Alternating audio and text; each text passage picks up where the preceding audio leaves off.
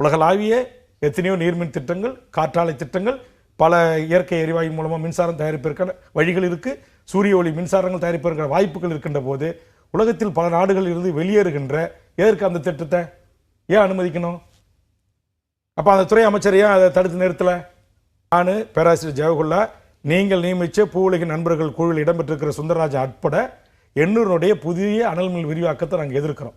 ஏற்கனவே 2-3 மக்கள் குறைதீர்ப்பு கூட்டத்தை முதலமைச்சரை போய் நாங்கள் சந்தித்து நிறுத்தினோம். இப்போ எதுக்கு திரும்ப அதை அறிவிக்கிறீங்க? பதில் சொல்லுங்க. சரி, பரந்தூர் விமான நிலையம் இந்திய அரசுக்கென்று ஒரு சொந்தமான விமானம் இல்லை. இன்றைக்கி அது டாடா நிறுவனம் வாங்கியிருக்காங்க.